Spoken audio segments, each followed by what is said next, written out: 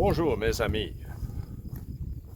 Day 7 on the Chemin to Stevenson, the GR70.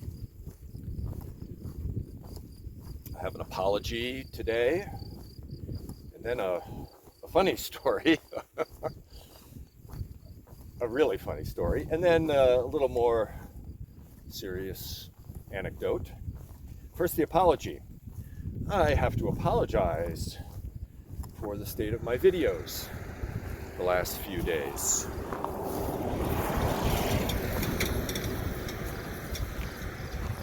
No doubt through operator error, I have not recorded videos because the microphone I've been using, probably not fully seated, didn't record any audio to go along with the video. So the last few days, the videos have been composed primarily of stills that I've been able to cobble together. I'll try to do better in the future. Now on to the funny story.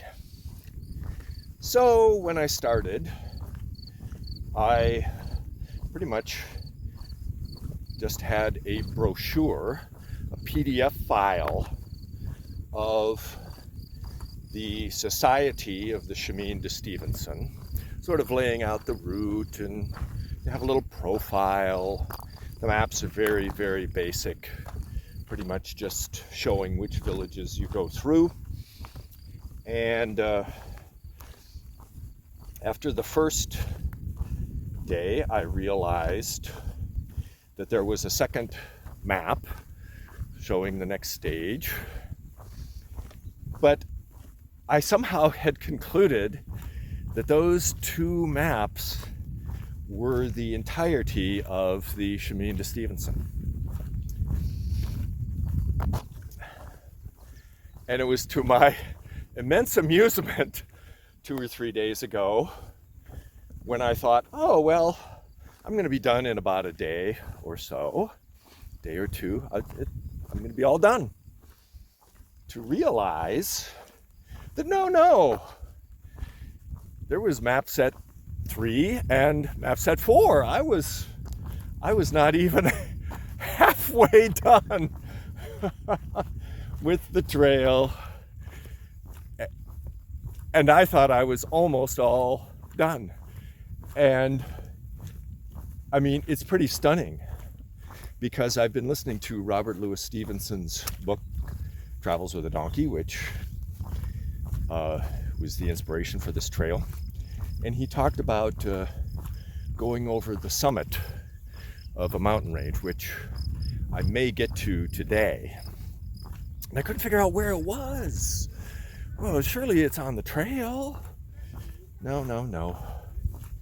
And so here Farrell is, for whom planning is everything. And I didn't even realize how long the trail was. Twice as long as what I thought it was. Bonjour. Still can't believe that. I've told this to 1 or 2 people, and the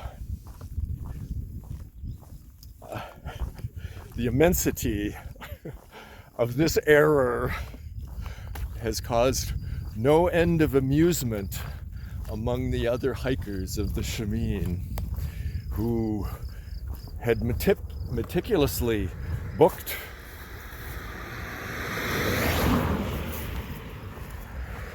each night of their trail at hotels and hostels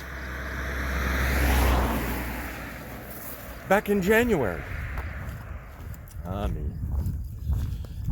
Okay, so that's to catch you up. So, yes, I think the entirety of this will take maybe 12 days instead of the 6. Yeah, this is like doing a SOBO of the PCT and say, oh, well, I've done Washington and Oregon. Oh, you mean there's another state of California? Now on to the more serious thing. Let me me see if I can get this sunlight correct here. A couple days ago, I think I saw a wolf. A wolf. And it was crossing through the fields and across the road up ahead of me. Now, I've seen a wolf in the wild before, much closer than this one was. But this looked much too big to be a fox. Conceivably could have been a dog, but it didn't act like a dog. It acted like a wolf. At least when I saw it. Now, I'm not sure that there are wolves in France. I've asked some of the other hikers, and they say, yes, yes, there are wolves in France. We don't know if there are any here. But as it turns out, in Stevenson's book, the wolves of this particular region, very famous, at least in his time, in the 1800s. And supposedly there was one particular wolf for whom there was a 10,000 franc bounty on its head. It was eventually shot. So did I see a wolf or not? I'm sticking with my story. I'm sticking with my story.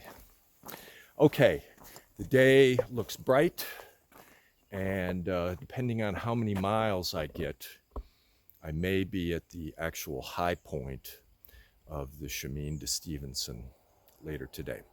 But we'll have to see. I didn't get a particularly early start today.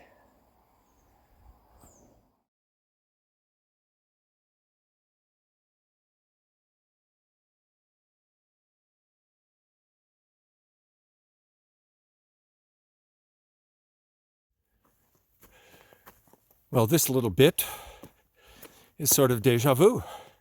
It's like the AT almost. Rocky, forested. The grade uphill is, I don't know, probably like an average AT grade. 10, 11, 12%, something like that. Yeah. Reminds me of Virginia.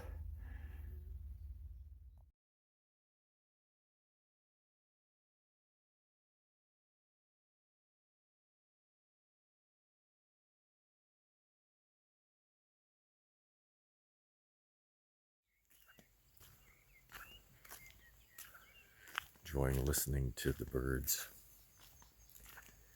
I'm at the municipal campground in Le Blamard. Not a long day. But then again, I've been hiking for a week and I haven't had a zero, so.